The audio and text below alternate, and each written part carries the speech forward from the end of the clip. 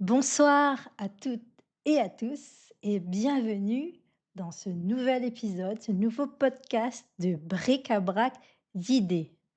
Ici Mélanie Ainaro Caveri, la coach professionnelle qui sait de quoi elle parle.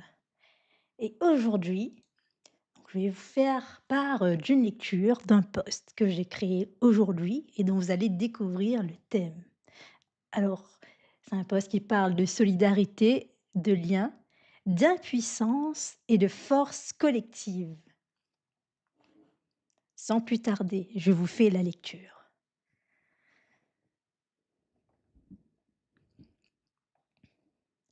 Qu'est-ce qui fait de nous des êtres humains vivants? Est-ce celui dont la force physique est la plus terrassante? Est-ce le plus fourbe, le plus résilient? Est-ce celui qui sait se lier à d'autres que lui? Une thèse passionnante émerge des recherches actuelles en anthropologie. Notre survie ne reposerait plus sur notre agressivité, mais sur notre capacité à faire alliance. Pourtant, lorsque nous nous lions à la souffrance de l'autre, nous pouvons vivre l'une des expériences les plus vertigineuses de la condition humaine, une fracture brutale entre notre volonté de justice et notre incapacité à agir sur le réel devant une mécanique qui nous dépasse.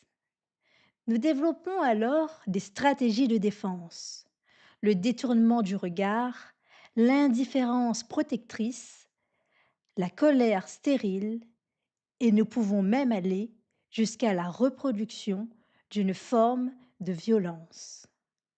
Or, l'impuissance n'est pas une impasse, elle est un signal. Face à l'inacceptable, des femmes et des hommes brisent le silence. C'est le cas de Guillaume Dufresne, qui s'adresse aux femmes et aux enfants qui, aujourd'hui encore, vivent l'inacceptable. Je cite: Chers oubliés, le remède à l'impuissance d'un homme face aux violences faites aux femmes et aux enfants. Ce message s'adresse aussi à vous et il sera le thème du prochain podcast Au fil de l'idée qui sera animé par Frédéric Ranganayagui le 19 février 2026 à 15h15. Pour la préparation de ce nouvel épisode, nous souhaitons qu'il résonne avec vous.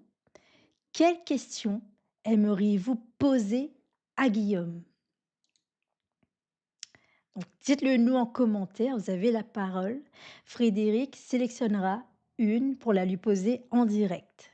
Donc, vous avez jusqu'au 18 février 2026.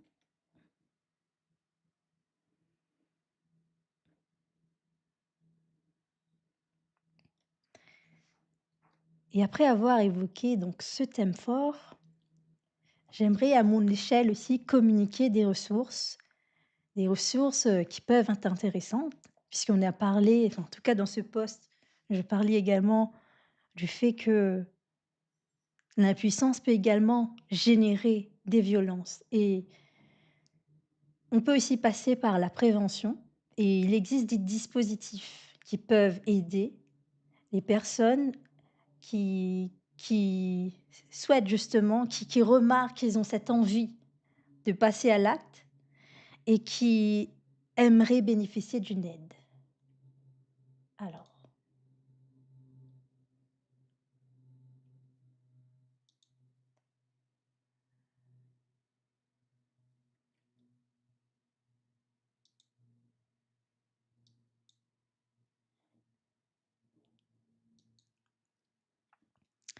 donc voici un numéro qui est le 08 019 019 11.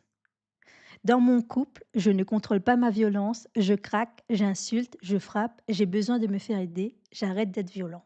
Donc c'est un numéro que vous pouvez appeler ou transmettre, communiquer à une personne qui en a le besoin pour prévenir de ces violences-là.